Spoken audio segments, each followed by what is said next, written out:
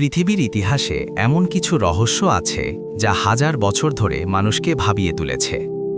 ইতিহাসের পাতায় এমন এক জাতির নাম উল্লেখ আছে যারা অত্যন্ত বর্বর, শক্তিশালী এবং যাদের সংখ্যা অগণিত। তারা সাধারণ কোনো মানুষ নয়, বরং কিয়ামতের অন্যতম বড় এক আলামত। পবিত্র কোরআনে সূরা কাহাফ এবং সূরা আম্বিয়ায় যাদের কথা অত্যন্ত স্পষ্টভাবে বলা হয়েছে। তারা কারা? তারা কি এখনও পৃথিবীর কোনো এক স্থানে বন্দী অবস্থায় আছে? সেই রহস্যময় প্রাচীরটিই বা কোথায়? আজ আমরা ইতিহাসের গভীর থেকে তুলে আনব ইয়াজুজ ও মাজুজের পূর্ণাঙ্গ কাহিনী। ইসলামিক ইতিহাস অনুযায়ী ইয়াজুজ ও মাজুজ হল আদম আলাইহিস সালামের বংশধর।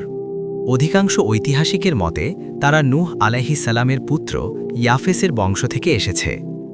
তারা সংখ্যায় এত বেশি যে তাদের তুলনায় পৃথিবীর বাকি সব মানুষ হবে 1% মতো। হাদিসে বর্ণিত হয়েছে তারা অত্যন্ত কুৎসিত চেহারার, ছোট চোখ এবং চ্যাপ্টা নাকের অধিকারী হবে। তাদের মাঝে কোনো দয়ামায়া থাকবে না। কিয়ামতের আগে যখন তারা পৃথিবীতে বেরিয়ে আসবে, তখন তাদের সংখ্যা ও শক্তির সামনে কোনো মানব বাহিনী টিকতে পারবে না। হাজার হাজার বছর আগে বাদশাহ জুলকারনাইন যখন পৃথিবীর পূর্ব ও পশ্চিম প্রান্তে ভ্রমণ করছিলেন, তখন তিনি 2 পাহাড়ের মাঝখানে এক জনপদ খুঁজে পান। সেখানকার মানুষগুলো জুলকারনাইনের কাছে এক ভয়াবহ আর্তনাদ করে।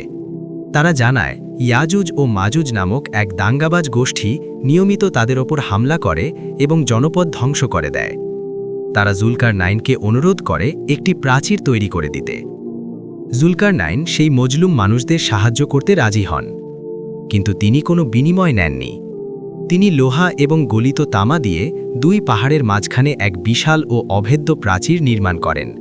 সেই থেকে আজ পর্যন্ত ইয়াজুজ ও মাজুজ সেই প্রাচীরের ওপারে বন্দী আছে।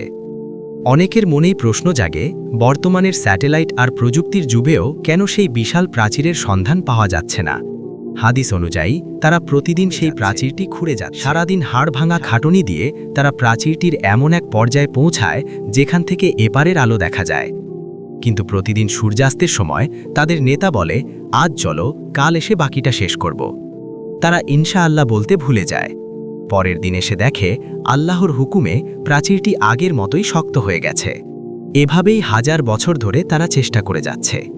যেদিন তাদের নেতা ইনশাআল্লাহ বলবে, সেদিনই কেবল তারা প্রাচীরটি ভাঙতে সফল হবে। আর সেটিই হবে কিয়ামতের অন্যতম মহাপ্রলয়।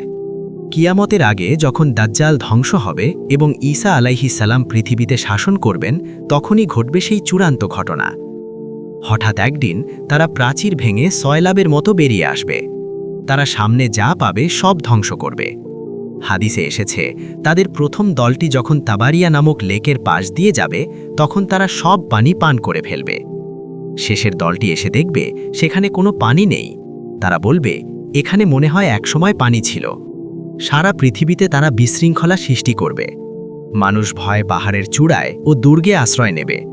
তারা আকাশ অভিমুখে তীর ছুড়বে এবং বলবে, আমরা পৃথিবীবাসীকে হারিয়েছি, এখন আকাশবাসীকে হারাব। এই কঠিন পরিস্থিতিতে ঈসা আলাইহিস সালাম এবং ঈমানদাররা আল্লাহর কাছে দোয়া করবেন। আল্লাহ তাআলা তাদের দোয়ার ফলে ইয়াজুজ ও মাজুজের ঘাড়ে এক প্রকার পোকা বা মহামারী সৃষ্টি করবেন। মুহূর্তের মধ্যেই সেই অগণিত শক্তিশালী জাতি ধ্বংস হয়ে যাবে। তাদের লাশের দুর্গন্ধে পৃথিবীতে টিকে থাকা দায় হয়ে পড়বে। এরপর আল্লাহ তাআলা বিশেষ পাখি পাঠাবেন যারা সেই লাশগুলো সরিয়ে ফেলবে এবং বৃষ্টি দিয়ে পৃথিবী পবিত্র করবেন। ইয়াজুজ ও মাজুজের এই কাহিনী আমাদের মনে করিয়ে দেয় যে পৃথিবীর সব শক্তির উপরে মহান আল্লাহর শক্তি। কিয়ামতের এই বড় আলামতগুলো আমাদের সতর্ক করে যেন আমরা আখিরাতের জন্য নিজেদের প্রস্তুত করি। জুলকারনাইনের সেই প্রাচীর আল্লাহর ওয়াদা অনুযায়ী একদিন ঠিকই ধসে পড়বে। কেমন লাগলো আজকের এই ঐতিহাসিক ভিডিওটি? মন্তব্য করে জানান এবং এমনই ইসলামিক ইতিহাসের অজানা তথ্য জানতে আমাদের সাথে থাকুন। আল্লাহ হাফেজ।